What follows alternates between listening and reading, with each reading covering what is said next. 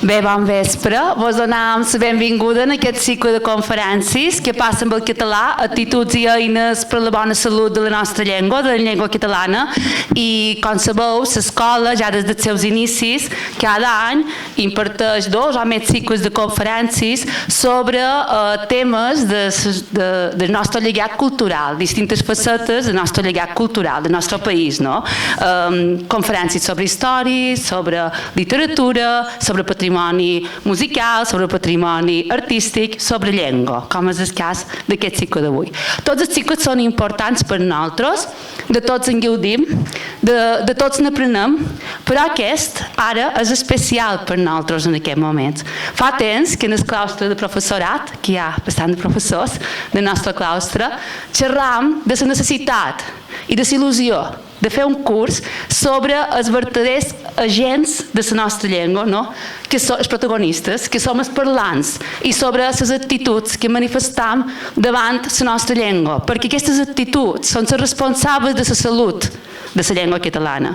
Per això estem molt contents, perquè pensam que l'escola de Mallorquí és l'entorn ideal per dur a terme un cicle que parla sobre parlants, sobre actituds, sobre llengua. Com sabeu, l'escola, des de l'any 73, fa que així, perquè ara vam enviar a Barcelona, estem fa que així avui, des de l'any 73, protegeix i difon la llengua catalana.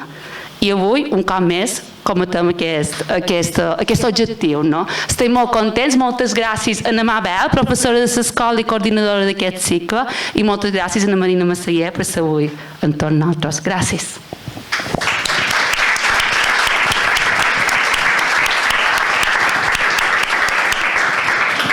Bé, primer de tot, recordar a les persones inscrites al monogràfic a través del CEP, d'acord, que heu de pensar que heu de signar cada dia quan vingueu i que heu de venir a 4 de les 5 sessions, d'acord, i que al final, en acabar el monogràfic, entre el 26 i el 30 de novembre, haureu d'omplir un qüestionari que trobareu al portal del personal. D'acord? Llavors ja comencem de bon de veres, Anna Marina Massaguer, que és filòloga i sociolingüista, és investigadora a la Universitat Oberta de Catalunya i al Centre de Recerca en Sociolingüística i Comunicació de la Universitat de Barcelona.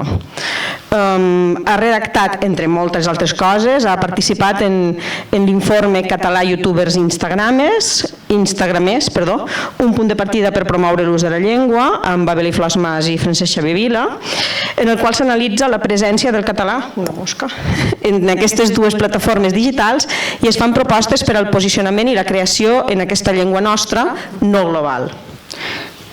També es centra les seves recerques, a més d'això, en les dinàmiques de les persones no catalanoparlants dels països catalans, en la relació entre llengua i identitat i en el paper de les llengües en les relacions de poder i en la construcció de desigualtats. I per això l'hem convidada, perquè ens parli de tot això que investiga. El català avui, els reptes pendents. Molt bé. Gràcies.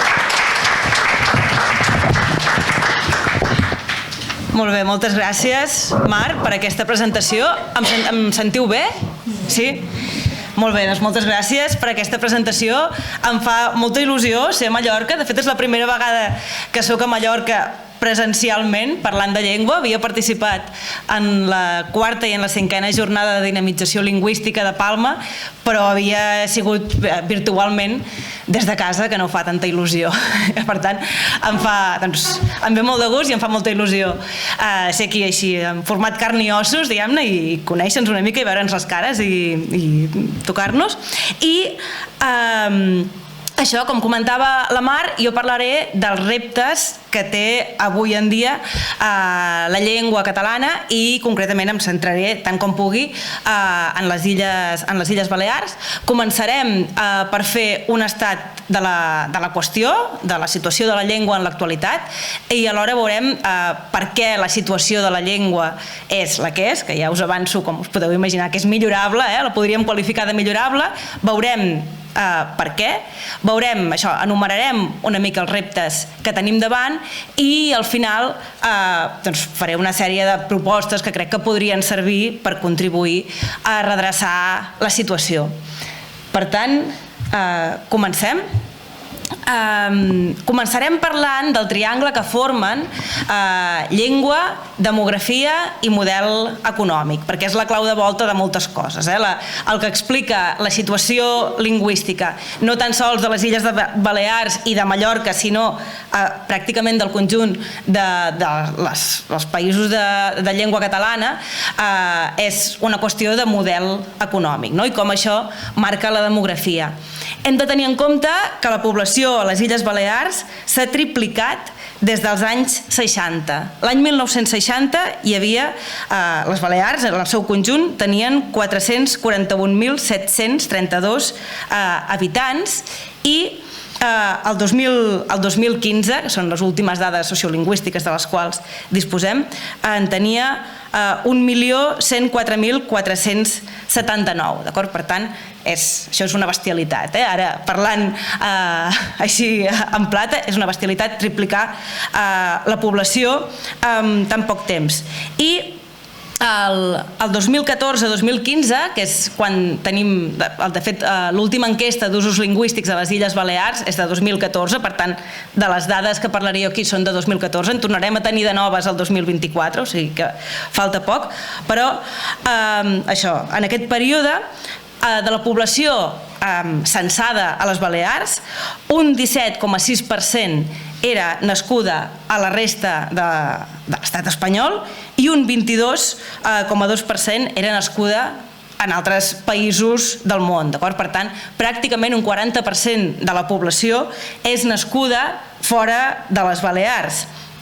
Per tant, aquesta immigració ha vingut de fora dels territoris de llengua catalana i ja des del segle XX, diguem-ne que els descendents d'aquesta immigració, molts ja no tenien tampoc el català com a llengua inicial, d'acord? Per tant, aquesta és la fotografia demogràfica i, clar, hem de tenir en compte que aquesta població que arriba s'acull, l'acollim, en un marc sociopolític de desigualtat lingüística, de minorització del català aquí, tant des d'un punt de vista demogràfic, com acabem de veure, com legal i polític. La Constitució espanyola ja preveu que saber el castellà és un dret, però també és un deure, és una obligació saber castellà. En canvi, saber català és un dret, però no és un deure. Per tant, tu ja pots tenir el dret de parlar català, que si els altres no tenen el deure d'entendre't, doncs de poc serveix aquest dret, perquè no el pots exercir, i això està, diguéssim, a la norma més important de l'estat espanyol.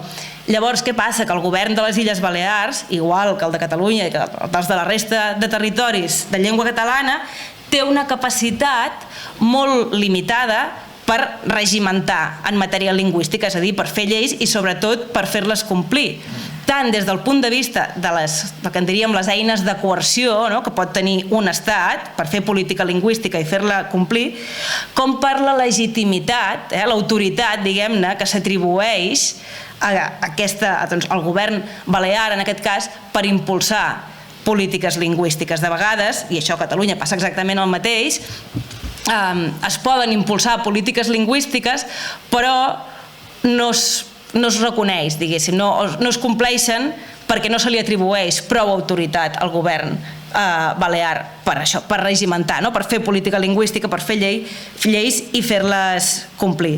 Per tant, aquesta nova població s'acull en unes condicions poc favorables en molts aspectes per a l'adopció del català, i llavors què passa? És tot, com ara us deia, una qüestió de model econòmic. El model econòmic marca tant les xifres, la quantitat de persones que arriben, com els perfils de població immigrada.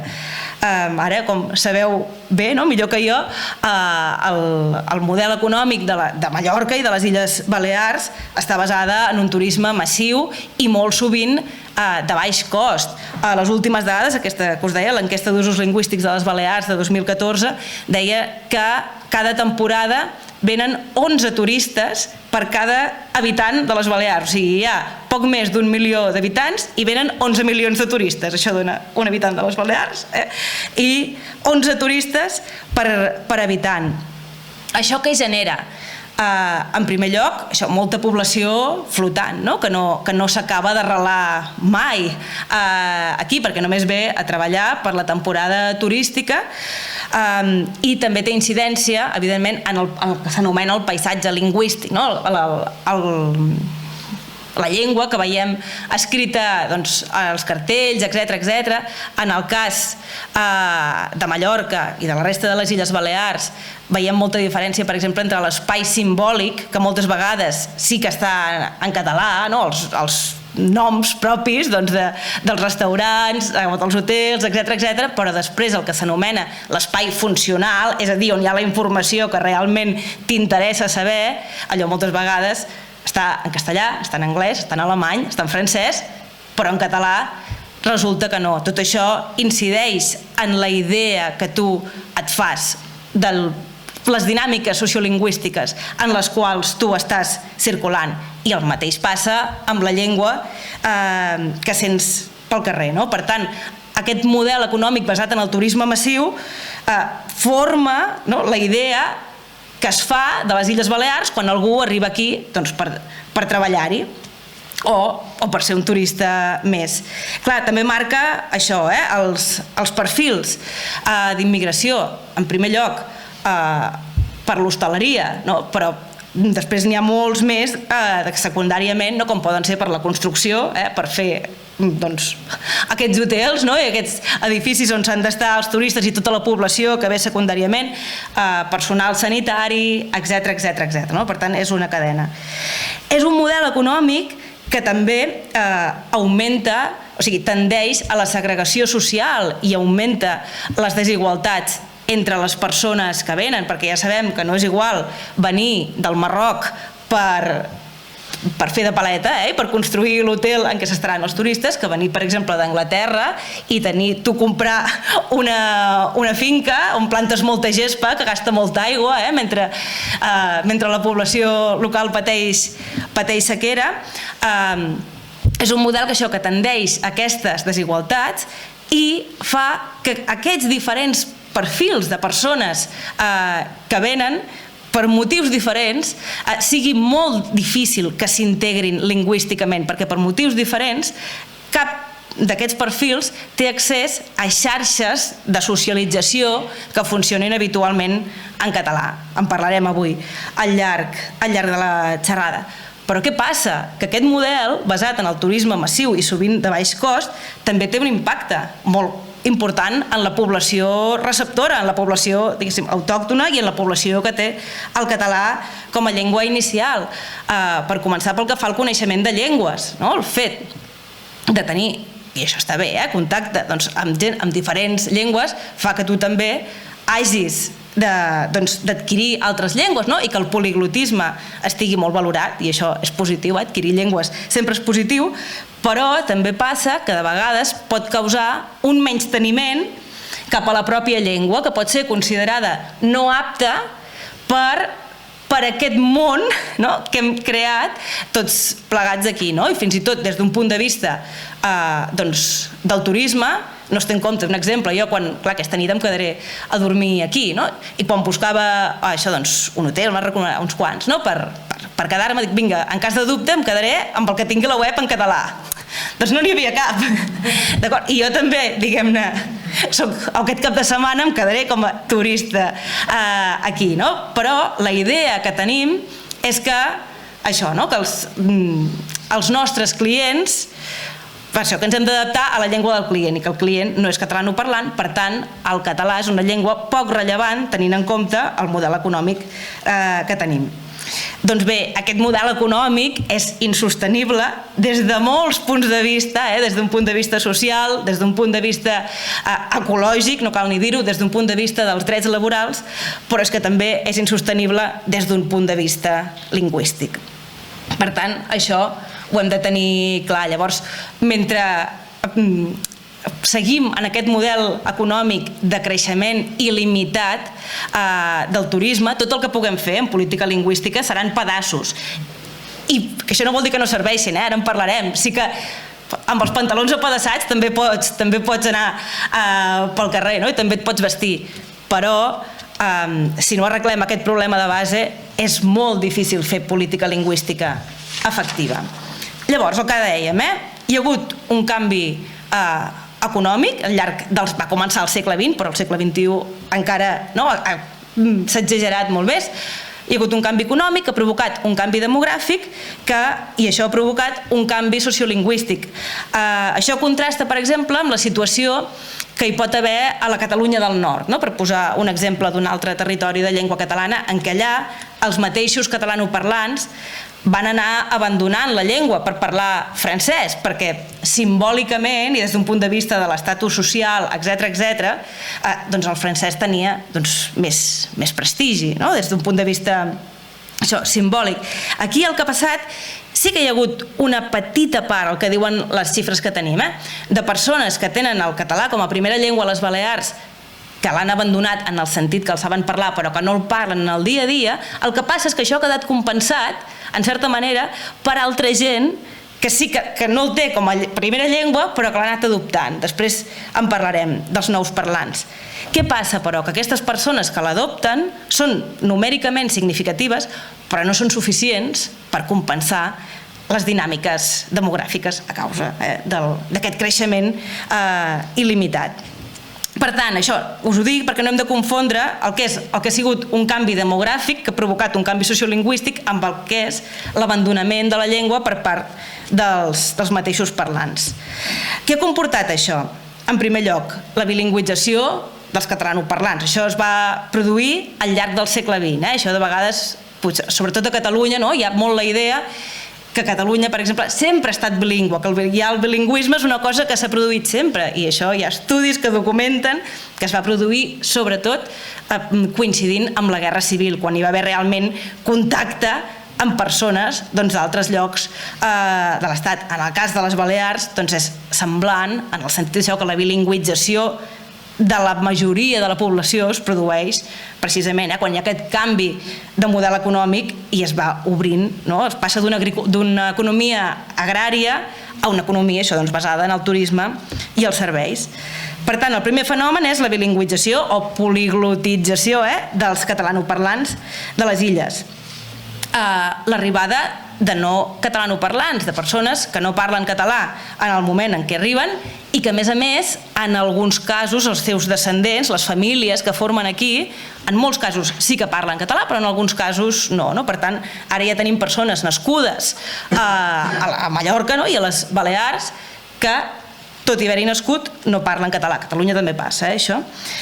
I en qualsevol cas, el fet de ser no catalanoparlant, clar, és a dir, no tan sols és possible fer vida a Mallorca sense parlar català, sinó que és el que fa, és el cas de la majoria de la població que hi ha arribat i s'hi ha establert en edat adulta. Per tant, també ens ha de fer pensar.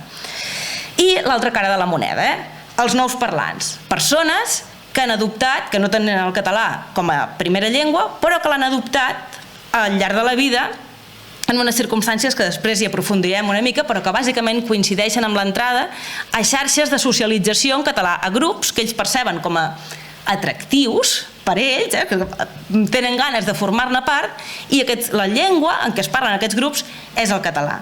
I això és numèricament significatiu, ja us avanço que són uns 29.000, s'ha calculat, en el cas de les Balears, i per tant també tinc bones notícies per portar avui, que és que hi ha persones que adopten la llengua, tal com mostren les xifres, aquestes que us deia abans, de l'enquesta d'usos lingüístics de les Illes Balears, en un informe coordinat per Joan Malià i Maria del Mar Vendrell, publicat el 2018, tot i que les dades són del 2014. Aquí això veieu que són bones notícies, en el sentit que tenim un 41,5% d'illencs que tenen el català com a primera llengua, com a llengua inicial, que diem en sociolingüística, però fixeu-vos, el percentatge puja, aquí, t'ho tapo, el percentatge puja quan parlem de llengua habitual, un 47,1.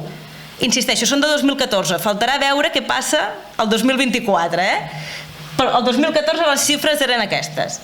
Hi ha pràcticament 6 punts més de persones que el tenen com a llengua habitual que no pas de persones que el tenen com a primera llengua, i un 45% que el tenen com el que es diu llengua d'identificació, és a dir, quan et pregunten quina és la teva llengua, doncs hi ha un 45% de persones que diuen que la seva llengua és el català. En canvi, d'aquestes, només un 41% el té com a llengua inicial. Què vol dir això? Que el català té certa capacitat d'atracció. Això és el got mig ple. El got mig buit és que aquestes persones no són suficients per compensar les dinàmiques demogràfiques, l'arribada constant de nova població a causa d'aquest model econòmic basat en el creixement il·limitat.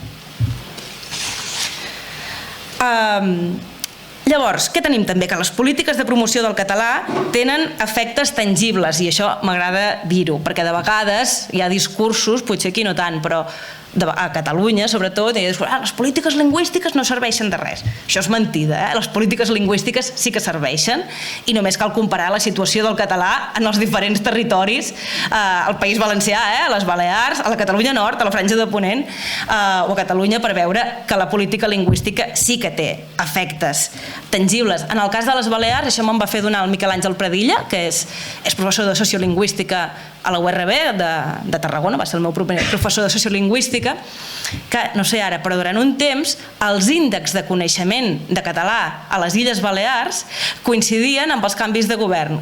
Quan governava el Partit Socialista de les Illes Balears, al cap d'un temps, d'un any, es veia que el coneixement, no ús, estem parlant de coneixement, que el coneixement pujava una mica en percentatge, i quan governava el PP baixava una mica. Quina és la raó? Doncs que quan governava el PP doncs sembla que no es muntaven tants cursos, etc. Per tant, la política lingüística té efectes tangibles, però també moltes limitacions, pel que dèiem abans, perquè no tenim la capacitat de regimentar com pot tenir el govern d'un estat. I, de fet, qui fa més política lingüística són els estats i, sobretot, els mercats. Ara en parlarem. Els mercats i el poder econòmic. Què ens trobem? En una situació, el català, de minorització demogràfica, ja ho hem vist, però també legal, política. L'Estat ja preveu jerarquies, l'Estat espanyol en aquest cas, ja preveu jerarquies de partida entre llengües, econòmica, mediàtica, cultural, etc. La minorització té moltes facetes i totes es retroalimenten. Tenint en compte això, què fa algú que acaba d'arribar a Mallorca i ha de veure com circula per les dinàmiques sociolingüístiques que es troben? Doncs adaptar-se al seu entorn, a les condicions que veu. Què es troba? Doncs condicions poc propícies, en general, per a l'adopció del català. Per això m'agrada remarcar que no és a dir, el canvi demogràfic, diguem-ne, és un fenomen social que té uns efectes tangibles, com hem vist, amb uns efectes sociolingüístics tangibles, però no és que sigui culpa de les persones que venen, ni molt menys.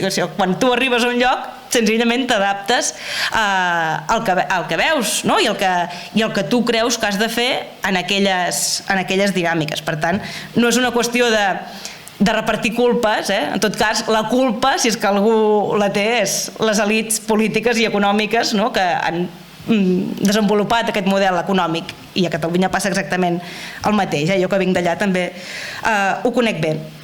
Total, que les condicions que es troba algú que arriba a Mallorca, a les Balears, és, en primer lloc, una tendència a la segregació social. Això vol dir segregació urbanística, els llocs on vius, segregació escolar i segregació laboral. Això què causa? Que bosses molt importants de població no tinguin ni necessitat d'utilitzar el català en el dia a dia, perquè en el seu entorn ningú el parla, i per tant tampoc té accés a la llengua en el sentit de persones amb qui parlar-la. Per tant, aquesta segregació, això condiciona tant la necessitat com l'accés a la llengua. Si no tens vincles amb catalanoparlants, no tens accés real a la llengua. La norma de convergència o de subordinació al castellà. El castellà o altres llengües franques, com l'anglès o l'alemany, s'interposen molt sovint en la comunicació. Quan es troben persones amb diferents primeres llengües, amb diferents llengües inicials, se sol optar per les llengües franques, i aquí el castellà hi té molta més potència, i també l'anglès o l'alemany. I llavors ens trobem també en qüestions ideològiques, que ara en parlarem, que són qüestions relacionades amb la llengua i la identitat social, o sigui, el fet de pensar per a qui és i per a qui no és el català. Encara es relaciona molt amb l'autoctonia, no? En el sentit que el català només és, segons el marc ideològic generalitzat, per les persones amb orígens familiars a Mallorca, en aquest cas. No? I això costa molt de trencar aquesta barrera, perquè aquesta ideologia la tenen tant els mateixos mallorquins, catalanoparlants, com els que venen de fora, però en realitat és ideològic. I això porta a fer usos racialitzats de la llengua. Després en veurem algun exemple, no? Que si tu tens un color de cabell massa ros, o una pell massa fosca, o una manera de vestir que portes mocador, o fins i tot si parles català però el parles amb un accent que no dius, i aquest de Manacor no és. Doncs això a vegades fa que automàticament et passin a parlar en castellà, de manera que et veten l'accés a la llengua. Després en veurem exemples. Llavors, ja hem vist les conseqüències pràctiques que té el model econòmic pel que fa a la demografia, però és que el model econòmic també té conseqüències molt tangibles amb les ideologies socialment dominants. Llavors a mi m'agrada mostrar aquest triangle, això que formen aquest model político-econòmic, ara ho explicarem, llengua i ideologies socialment hegemòniques, ideologies socialment predominants. Ara els dos grans models político-econòmics que ens afecten són bàsicament dos, no només a Mallorca sinó al món en general i concretament a Europa. En primer lloc, el model d'estat-nació. L'estat-nació que va sorgir durant els segles XVII o XVIII, no? I això, des d'un punt de vista lingüístic, es tendeix a fer pensar en la idea d'un estat, una llengua. I l'altre gran... Ara passem d'un marc d'estat-nació que és molt vigent, i ara amb la pandèmia s'ha vist, però hi ha estudiosos que diuen que, vaja, i és prou evident, no?, que anem cada cop més cap a un marc de globalització de tall neoliberal. D'acord? Fixeu-vos que això ja va començar durant el segle XX i ha continuat i s'ha expandit moltíssim durant el segle XXI. Tots dos són projectes d'expansió del capitalisme, del sistema capitalista. Primer amb la industrialització i després amb la mercantilització de tot, dels serveis, del paisatge, de qualsevol, o sigui, diguéssim, bé material, simbòlic, etc., és susceptible de ser mercantilitzat, i això és el que passa. És el que passa aquí, també. Què passa? Aquests projectes d'expansió del capitalisme requereixen una homogenització, requereixen que cada vegada siguem més homogenis. Per què? Perquè les persones puguin circular. Als estats-nació dels segles XVII i sobretot XVIII interessava que les mercaderies i els capitals i sobretot la mà d'obra poguessin circular dintre d'un mateix estat i per tant compartissin la llengua. Què passa ara? Aquesta circulació de persones es produeix a escala global i és per això que necessitem llengües franques i és per això que la globalització de tall neoliberal és un projecte homogenitzador, també lingüísticament. Com es concreta tot això? Quins són els marcs ideològics hegemònics, no? És a dir, socialment predominants? Els del nacionalisme banal. El nacionalisme banal fa referència sobretot al nacionalisme dels estats-nació, que és un nacionalisme que és molt subtil, no? De vegades només es titllen de nacionalistes, no? O només fan polítiques lingüístiques les llengües minoritzades, no? Quan qui més política lingüística fa són els estats, i els estats són molt nacionalistes, perquè són estats-nació.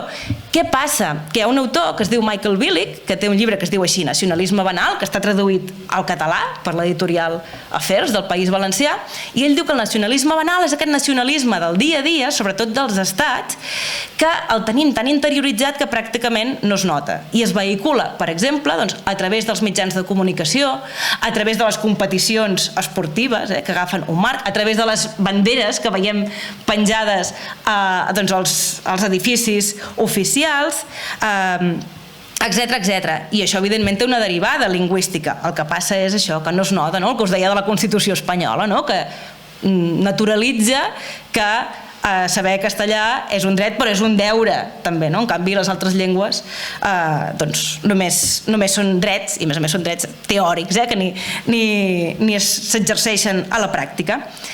I Pel que fa a la globalització neoliberal, normalment això des d'un punt de vista lingüístic i d'altres punts de vista es concreta en el que es diu un cosmopolitisme banal, és a dir, aquell dels ciutadans del món, suposo que alguna vegada n'heu sentit a parlar, no? Ciutadans del món que normalment es mouen per diferents territoris, parlant sempre llengües franques o llengües que anomenen globals, però que són també agents d'homogeneïtzació.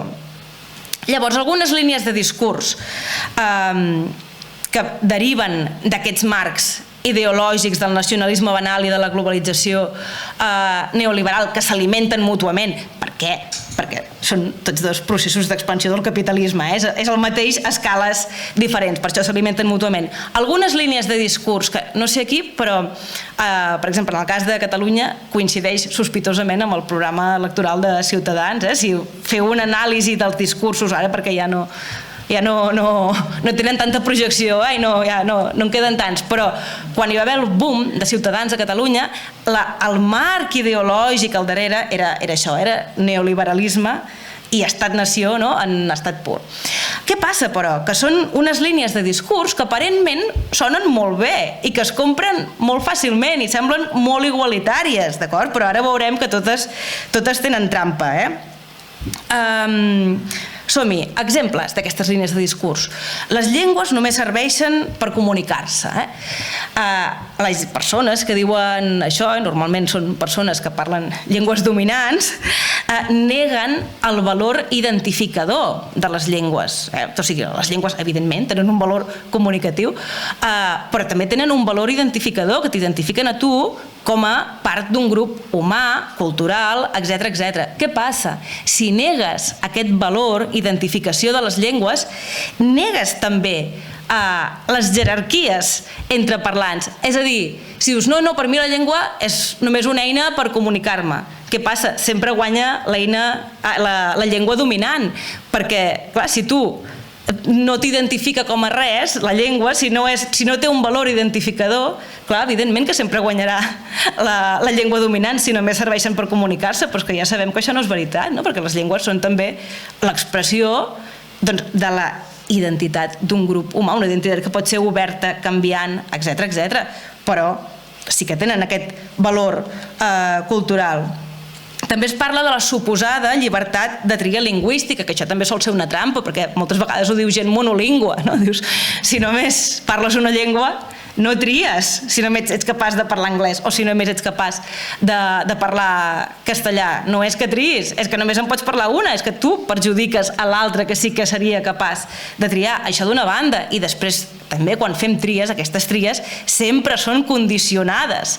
Quan sí que podem triar, la tria sempre és condicionada per un context social, econòmic, etc. Per tant, aquesta suposada llibertat té molta trampa.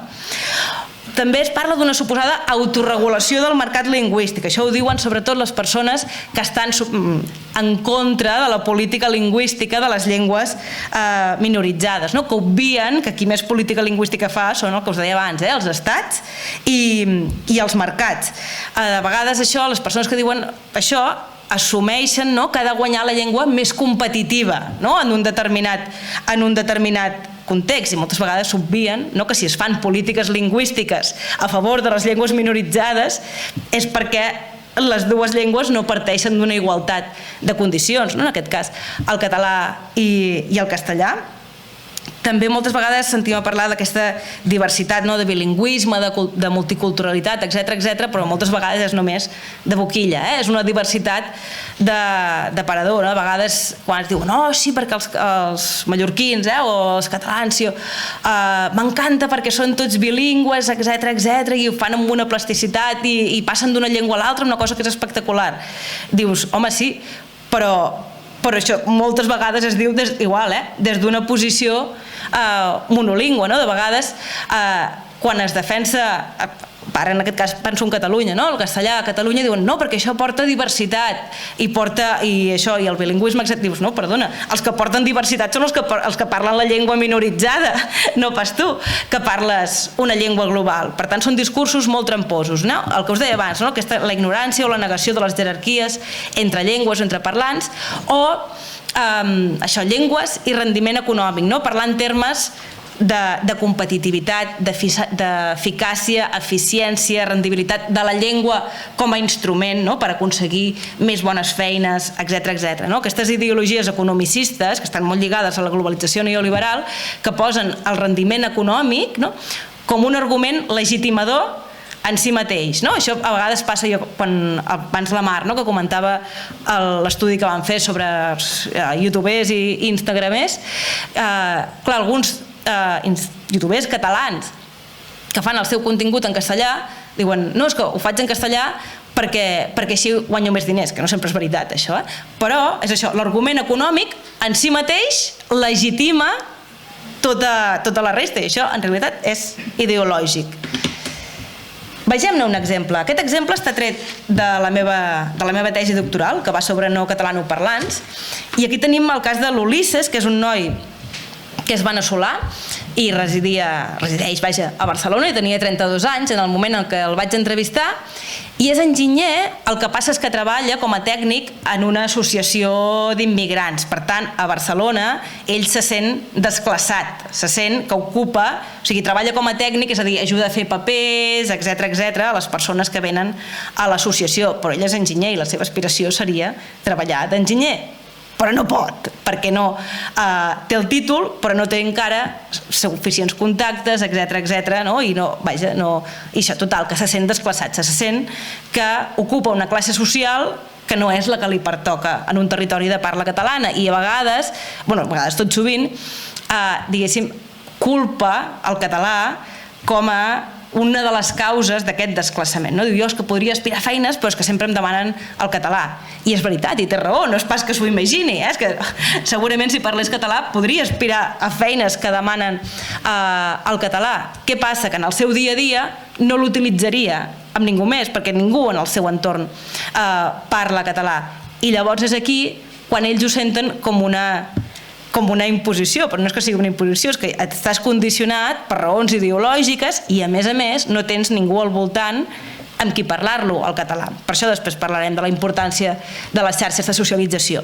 Però aquest fragment us el posava perquè es veu molt clara aquesta ideologia neoliberal.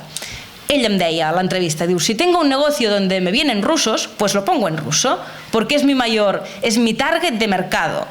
Diu, eso para, diu, en Salou. Diu, o sea, en Salou está todo en ruso.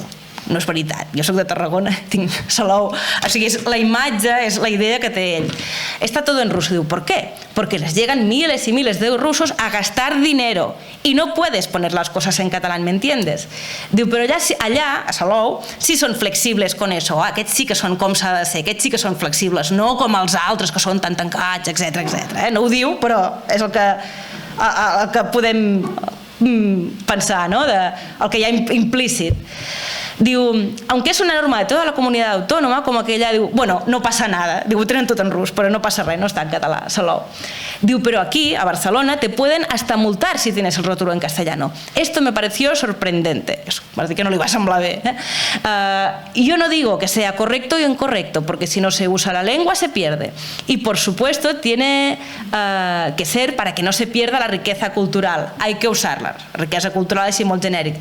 Però no puedes imponerla a punta de legislació. És el que us deia abans, no? En contra de la política lingüística, en contra de la planificació lingüística, una suposada autorregulació del mercat lingüístic, a veure quina llengua és més competitiva. Diu, tiene que ser algo nacido de cada quien. Veiem aquí també aquesta idea d'individualisme, de neoliberalisme, de l'individu com a únic motor, suposadament, dels canvis. Per tant, fixeu-vos, o sigui, això no es parteix de la idea que cal compensar una injustícia i unes desigualtats lingüístiques, sinó que ha de guanyar la llengua més suposadament competitiva i suposadament més rendible. Molt bé, quins són els resultats d'aquests processos? Doncs bé, tinc una bona notícia, ja us l'he comentat abans, que és que en nombres absoluts a les Balears, això són dades de totes les illes, augmenten els nous parlants de català, en nombres absoluts, no proporcionalment. Hi ha un treball molt recent del Miquel Gallardo, que el va presentar l'altre dia en un fòrum de sociolingüística que van fer, que ell ha calculat, ha fet una estimació que són unes 29.000 persones a partir dels percentatges, ell ho ha calculat, entre la gent que té el català com a llengua inicial i la gent que el té com a llengua habitual. Aquelles xifres que vèiem al principi, doncs ha fet els càlculs i ha calculat que són unes 29.000 persones, que això és una bestialitat. Això, numèricament és molt significatiu. Quin és el problema? Que proporcionar en percentatge no són prou, perquè tenim aquesta arribada permanent de població que no parla català en el moment en què arriba. I ell en el seu treball ho ha estudiat Mallorca concretament, i es preguntava on es produeixen les mudes. Una muda és el moment d'adopció d'una nova llengua. No vol dir el moment en què l'aprens necessàriament, sinó el moment en què comences a utilitzar-la en un determinat context. Això s'ha estudiat sobretot des de la UOC, que han fet estudis sobre nous parlants, el Joan Pujolà i la Maite Puigdevall, són els sociolingüistes que més s'hi han dedicat, i parlen de muda com el que ells anomenen una reorganització de les llengües que parla cadascú, coincidint en moments de canvis en la trajectòria vital que impliquen nous entorns de socialització. Per exemple, durant molts anys a Catalunya, una muda, i suposo que potser aquí també segurament, una muda molt habitual era el passar de secundària a la universitat. O sigui, hi havia persones que a la secundària feien els exàmens de català i sabien la llengua, etc., però no l'utilitzaven. I llavors a la universitat, com que era un entorn predominantment catalanoparlant, era quan adoptaven la llengua en el dia a dia. Més moments propicis per mudes, l'entrada al món laboral. Si en el teu entorn laboral es parla català, tu pot ser que tinguessis aquell coneixement com a latent, perquè l'havies après a l'escola o a l'institut, etc., però no l'haguessis activat mai. I quan tot el teu entorn és catalanoparlant, l'actives. Noves parelles, nous grups d'amics, el moment de tenir fills, quan has de prendre decisions sobre quina llengua li parlo al meu fill. Són moments propicis per això, per experimentar aquesta muda, aquesta adopció del català. Llavors, quins són els espais facilitadors dels nous parlants en el cas de Mallorca? Doncs Miquel Gallardo ho ha estudiat i són bàsicament un canvi en el lloc de residència, passar per exemple de Palma a la part forana. És un moment propici si vas a un entorn en què el poble on vius és molt més catalanoparlant, doncs evidentment això propicia que tu també entris en entorns més catalanoparlants.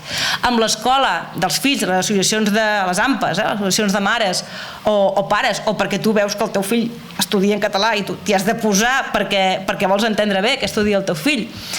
L'àmbit laboral, quan l'entorn és realment catalanoparlant. O sigui, això no vol dir, perquè està comprovat, i això hi ha 1.000 estudis des dels anys 80 que ho mostren, que qui aprèn català només amb l'objectiu d'obtenir el certificat, pot obtenir el certificat, però després no el fa servir. El que és important és que els companys de feina i sobretot els caps, els càrrecs intermedis, els encarregats, etc., hi tenen un paper clau aquí, o els amos de petits negocis, de petits restaurants, petites botigues, etc. Aquest àmbit és clau.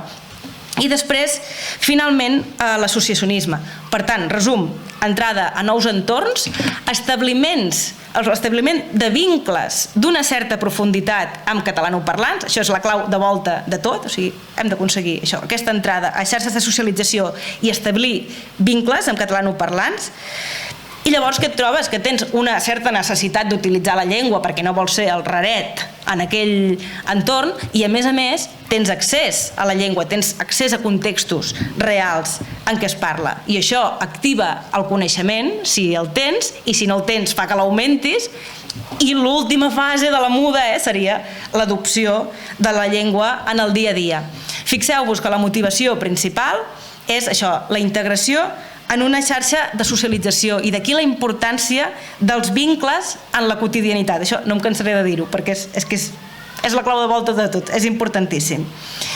I llavors també hi ha una altra cosa que hem de tenir en compte, que els canvis més significatius solen produir-se en grup, no? O sigui, rarament, si tens una persona que et parla català, potser sí que pot fer-te com de llebre, no? perquè l'acabis adoptant, però els canvis significatius quan realment es produeix aquesta motivació és quan vols entrar a un grup en què la llengua principal és el català.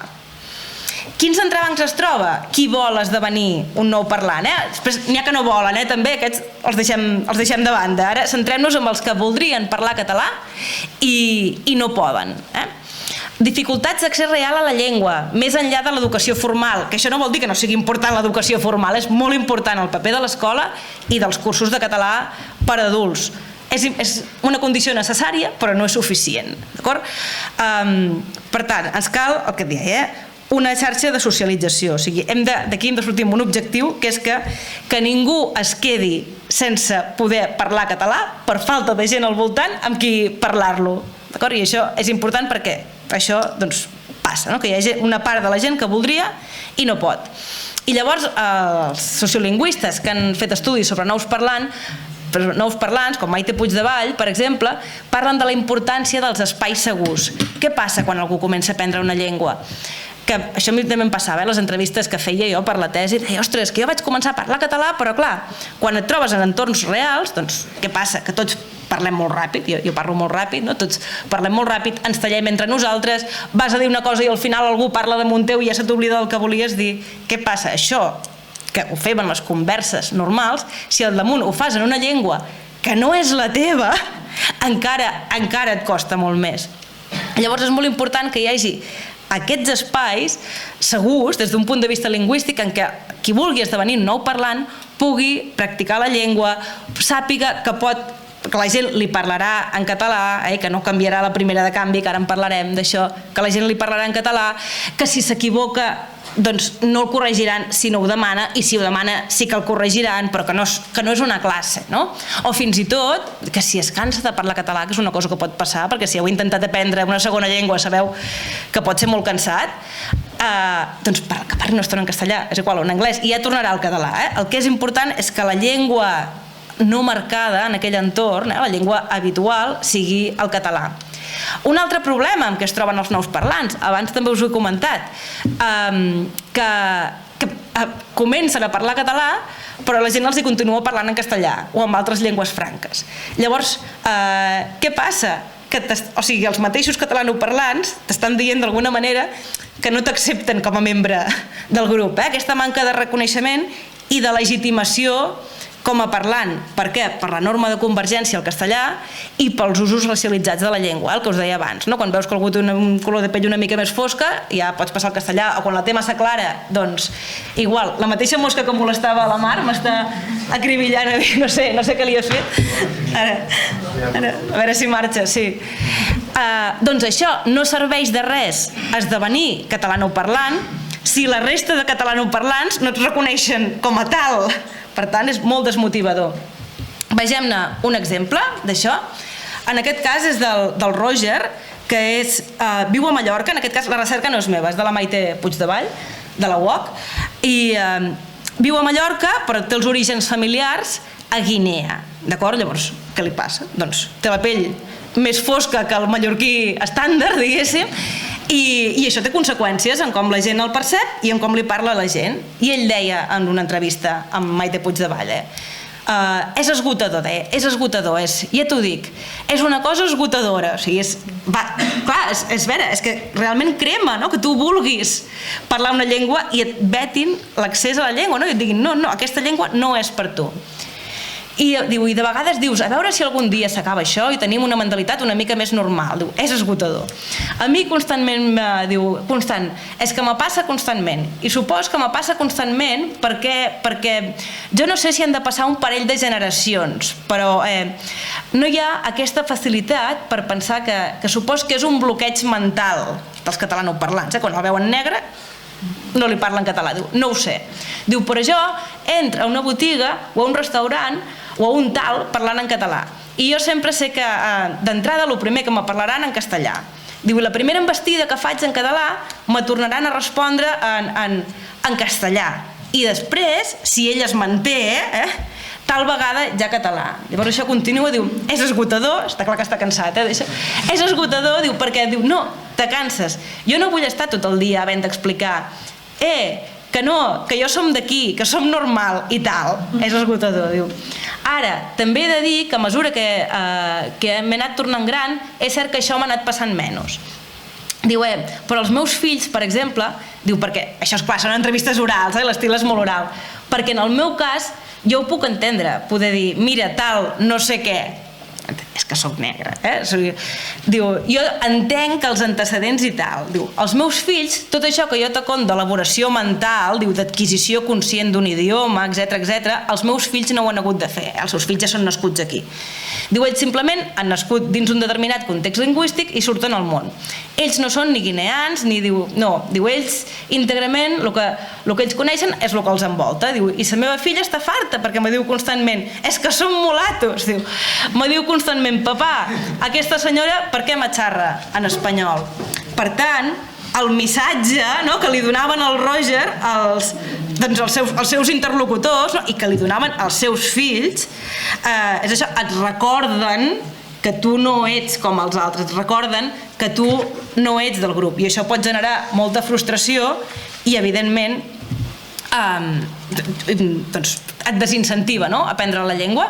Per tant, ja ho hem dit, els nous parlants no són importants però no són suficients per compensar les dinàmiques demogràfiques, i llavors ens hem de preguntar qui té suficients incentius per invertir en el català. Ja us ho contesto jo.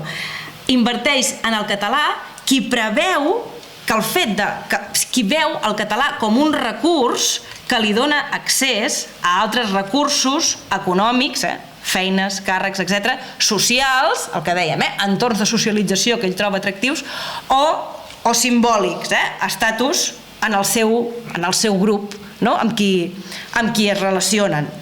Llavors, què hem de fer? Intentar incrementar aquests incentius? L'accés a la llengua està garantit per tothom? No, ja n'hem parlat, a causa de la segregació social. Llavors ens hem de preguntar també com generem marcs ideològics més favorables al català. Jo amb això soc molt partidària de dues coses.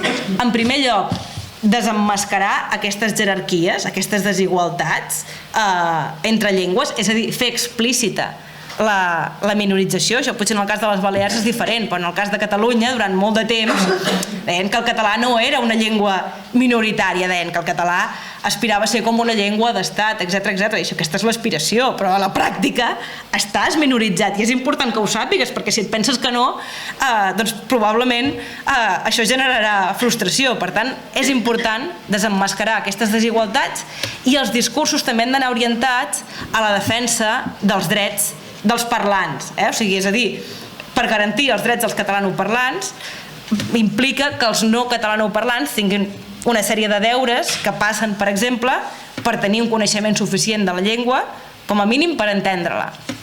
Per tant, això implica, el dret del minoritzat implica un deure pel dominant, en aquest cas.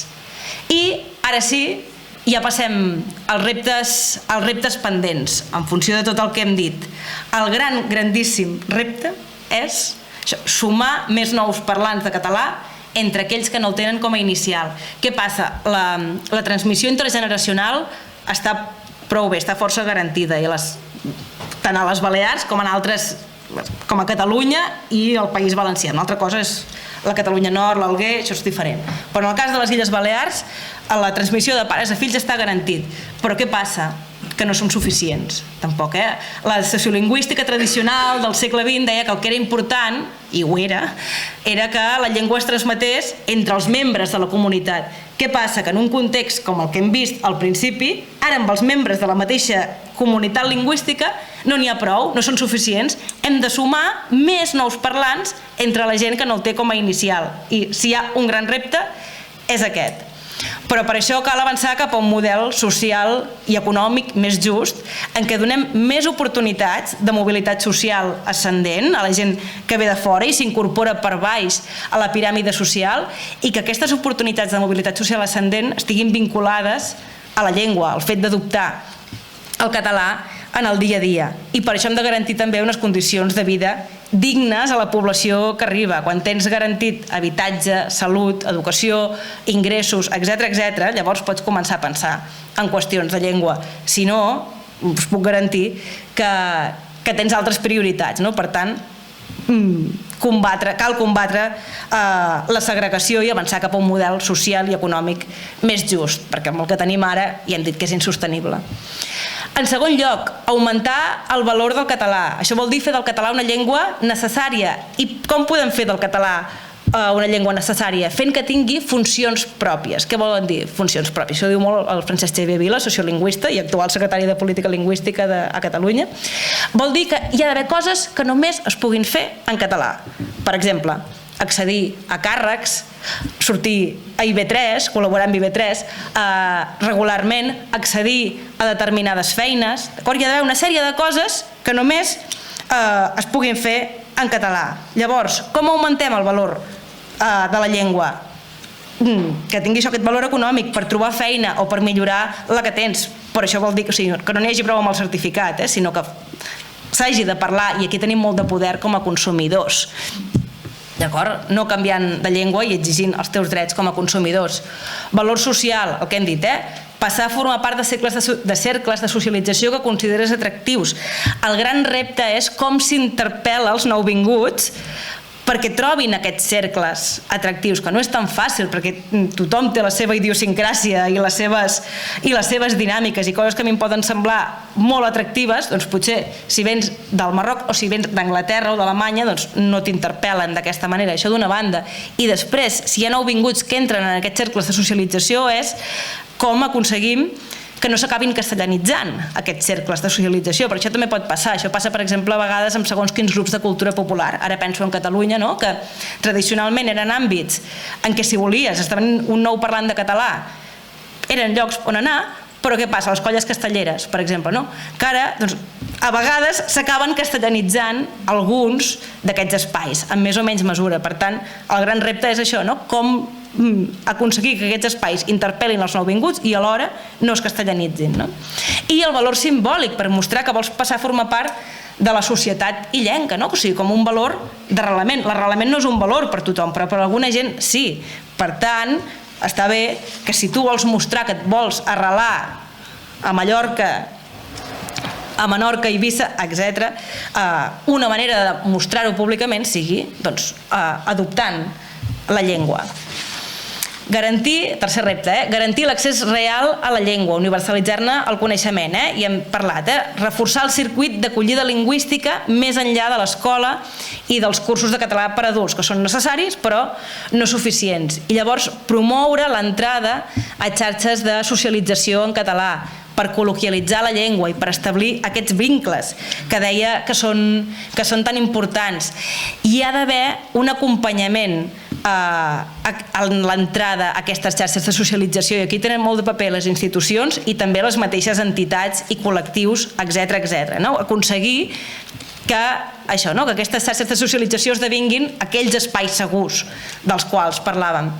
I finalment afavorir la presència del català en tots els àmbits, és a dir, que es pugui fer de tot en català, aquesta completesa de funcions, que dic aquí que es pugui fer de tot en català, i que alhora, el que dèiem abans també, algunes coses només es puguin fer en català, perquè si sempre pots recórrer al castellà, el català perd valor. Augmentar l'ús del català en l'àmbit laboral, especialment en l'atenció al públic, el que dèiem, hem d'exercir el poder que tenim com a consumidors. Trencar el cercle, avui no n'hem parlat gaire d'això, però trencar el cercle de minorització a les xarxes socials, grans plataformes, videojocs, etc.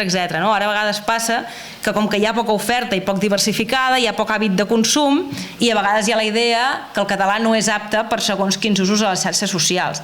Aquest cercle a poc es va trencant, però falta acabar-lo de trencar i fer inversions per crear grans plataformes que donin oferta en català. I després l'altre gran repte, he posat els 3 àmbits que per mi són prioritaris. L'altre gran repte és el món del lleure, especialment infantil i juvenil, clubs esportius, activitats extraescolars, etc. Aquí cal formació i sensibilització de monitors, etc. I dels que són referents pels joves en cada grup. I un referent pot ser un youtuber, un influencer, però també pot ser el teu entrenador de bàsquet o de futbol. I finalment, això, d'aquí depèn el futur del català. Doncs de vegades hi ha aquesta falsa dicotomia, no? Que o tot depèn de les institucions o tot depèn dels individus i de mantenir-te sempre en català a tot arreu, que és important, és molt important, però no ho és tot. Hi ha tota una sèrie de matisos entremig, no? I l'actuació sempre ha de ser multinivell, a diversos nivells, perquè només amb l'administració no fem res, només amb els individus tampoc. I en canvi, és el que us deia abans, els canvis amb més efecte són els que es fan en grup. I hi ha un gran pes, el que us dic aquí, dels models en la quotidianitat. Un model pot ser el que us deia ara, el teu entrenador de futbol, el teu monitor del teu esplai o l'encarregat de la botiga on treballes, això que us deia dels càrrecs intermedis. Llavors, en el cas de les administracions, és importantíssim establir un criteri lingüístic en la contractació, per exemple, no només per treballar, sinó a l'hora de buscar, per exemple, vigilants de seguretat, a l'hora de buscar càterings, etc. Aquí és un bon moment per posar un criteri lingüístic, de dir, mira, quin servei sigui el cafè ha de ser capaç d'entendre que un tallat és un tallat, no? Les empreses, no? Oferint, per exemple, formació al lloc de treball, orientada, igual, doncs, en el cas dels metges, no? Doncs, el seu vocabulari, terminologia, etc., orientada a les situacions que es trobarà. En el cas dels cambrers, igual, no? O sigui, formació orientada al lloc de treball, i amb això tenen molt de paper les empreses i també els sindicats. Les entitats o fins i tot els grups no formals, el que dèiem, són importants a l'hora de facilitar l'entrada a xarxes de socialització en català, les AMPAs, etc. Això, com abans parlàvem, la mulassa, etc., és això, com esdevenim atractius i com acollim perquè aquests espais siguin realment facilitadors de l'adopció de la llengua. I finalment els individus, que això també és molt important, mantenir-te en català sempre que sigui possible, i és molt més possible del que a vegades ens pensem. Jo, de moment, ningú m'ha dit que no m'entengués des que he arribat aquí, i a Barcelona o a Tarragona m'ho diuen molt, molt poc. Per tant, vaja, és important mantenir-se en català sempre que sigui possible, i el que us deia, i exercir el poder que tenim com a consumidors i reclamar els teus drets, no? Doncs quan consumeixes, quan vas a la botiga, quan compres per internet, etc. I això és el que us volia dir. M'he allargat una miqueta al final, però no sé si tenim 5 minuts per preguntes o per comentaris. El que us volia dir era això, ja us ho he dit.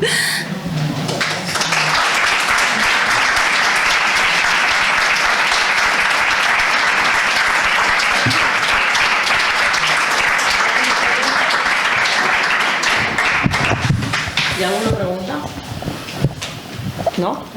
Però jo estic contenta pel missatge d'ànims, de que hi ha nous parlants i de que la transmissió generacional sembla que no es perd. I és molt important. Per mi això ja són 2 punts on aferrar-se fortíssim. Algú? No, un comentari. Ahir al discutir donant xifres sobre l'ús de la llengua catalana dins del segment jove. Sí. I eren molt, bé, no me quedaven nombres, però eren bastant preocupants. Sí, en el cas, en el cas de Barcelona. En el cas de Barcelona el que passa és que en primer lloc hi ha hagut també un canvi demogràfic pràcticament equivalent al que hi ha hagut aquí, i llavors què passa? Especialment en el cas dels joves, clar, com que hi ha cada vegada més joves amb llengua inicial no català, el castellà actua com a llengua franca. I què passa? Que especialment si tu ets adolescent, tu no vols, és igual, i si ets adult també passa el mateix, no vols ser el raret de la classe, i el que fas és adaptar-te al que veus en el teu entorn. Això passa per una banda. Llavors hi ha tesis doctorals que demostren que en els instituts, per exemple a Catalunya, quan els catalanoparlants inicials habituals són menys d'un 30%, és com si no existissin, no es reconeixen entre ells. Que això són dinàmiques que, per exemple, passaven molt al País Valencià i ara cada vegada passen més a Catalunya. Llavors, si no es reconeixen entre ells, com que la llengua franca és el castellà, acaben parlant el castellà. A tot això s'hi suma la falta de referents mediàtics a Catalunya. I jo crec que realment va fer molt de mal que es tanqués el canal juvenil de TV3, el canal 3XL, per ara es tornarà a recuperar, i és una grandíssima notícia, i esperem que vagi bé. Però és això, hi ha hagut tota una sèrie de circumstàncies demogràfiques, mediàtiques, socials, etc que hi han posat molta pressió i abans ho comentàvem amb el Jaume Claret quan veníem cap aquí, que tots aquests canvis s'han produït molt ràpid, o sigui, s'han produït en 10-15 anys i ens ha agafat a molts, també a una part dels sociolingüistes, una mica amb el peu canviat, no? Perquè de vegades, i jo mateixa ho havia fet, relativitzàvem una mica, dir, bueno, sí, és una part, però hi ha una part dels joves que sí, i cada vegada és menys. Llavors amb això és urgent actuar i amb això la clau es juga, el que dèiem abans, amb les extraescolars, amb el panorama mediàtic, amb la creació de referents, etc. De totes maneres, jo em quedo amb el missatge positiu. Jo venia en aquest monogràfic. El got sempre és molt complex, no? Està sempre alhora mig buit o mig ple. Jo crec que hem de ser conscients que no tenim totes les eines que ens agradaria, però en tenim. Llavors és fer el que es pugui amb les eines que tenim, no? Que també hi són. Bé, més preguntes? Comentaris? Sí? No riu. Pots dir-la. O parla fort. Pots parlar fort. No, hi ha dues coses. Una, si podies comentar això que es produeix a vegades de l'excés de correcció. És a dir, que els catalans a vegades, els catalans ens tirem pedres sobre la pròpia taulada, sent molt exigents amb la qualitat de la llengua, i a vegades el més important, com deies tu, és que la parlin. Després ja la milloraran i ja d'això, no? I l'altra és una anècdota, sempre que una vegada te l'havia explicat a la blog, surt a la biografia d'en Guillem de Fac, que un dia va anar a un bar de Palma, va entrar, no hi havia ningú, hi havia el cambrer, va tallar un tassó i va fer com si no hi hagués ningú. I van passar uns minuts, i al final en Guillem de Fac li va dir amo, que no em passaré un cafè. I dic, hosti, per un moment no pensava que era un negre. Doncs mira, amb el Roger, que hem vist, li passa... Sí, exacte. Sí. És això, imagina't el poder, no, d'això, dels indicis de que possiblement tu no ets com jo.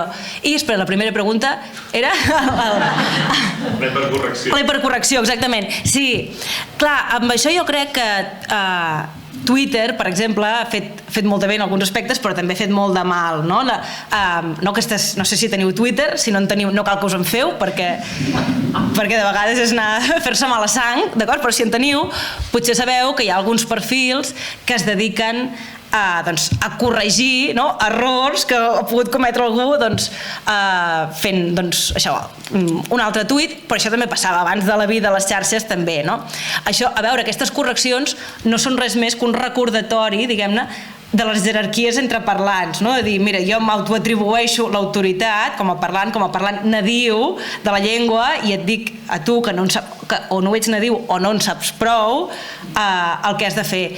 Llavors, no, jo crec que realment és contraproduent en el sentit que generes molta inseguretat, ja no tan sols a qui està aprenent la llengua, sinó fins i tot als catalanoparlants inicials, no? De dir, ostres, jo em pensava que era d'una manera i resulta que no, perquè de vegades tots aquests correctors espontanis no sempre l'encerten, diguem-ne, a vegades diuen coses censuren coses que són perfectament correctes. Per tant, jo crec que això pot ser contraproduent des d'un punt de vista de la inseguretat que generes en el parlant, diguem-ne, allò del dia a dia, no? Vull dir que no són parlants que en principi que siguin referents, que no són ni periodistes ni polítics, etc, que jo crec que en aquests casos sí que s'ha d'exigir una certa qualitat lingüística, en el cas d'això de periodistes, de polítics, de persones que treballen de cara al públic, de professorat, etc, una certa... Però quan estem parlant informalment, això en primer lloc genera inseguretat i després que és una qüestió, també generes antipatia, no? O sigui, i això pot fer que es relacioni el català amb una llengua de mestre tites, amb algú que et corregeix tota l'estona i que és algú que com a persona trobes poc atractiva. Seria el contrari del que parlàvem abans, de la importància d'establir vincles afectius d'una certa profunditat amb catalanoparlants, doncs segurament aquest vincle no l'establiràs si et dediques a retreure a l'altre totes les coses que no fa bé en aquella llengua. Per tant, vaja, jo soc partidària que això, que tothom parli i a més tots els estudis sobre adquisició de llengües mostren com els errors van desapareixent amb el temps, a mesura que vas parlant la llengua i que la vas estudiant, si ho consideres convenient. Per tant, no feu de correctors anònims, que això no fa cap bé a la llengua.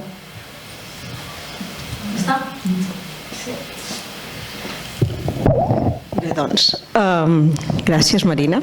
A vosaltres. Si us heu quedat amb ganes de tornar-la a escoltar, si voleu tornar a veure això, si voleu recomanar a algú aquesta ponència, penseu que a partir de dilluns tindrem disponible aquesta ponència al canal de YouTube de l'Ajuntament de Manacor i en principi ens veiem la setmana que ve amb la següent ponència del monogràfic, que serà els projectes de dinamització a l'àmbit català, als països catalans. Ens veiem la setmana que ve, mateixa hora, mateix lloc.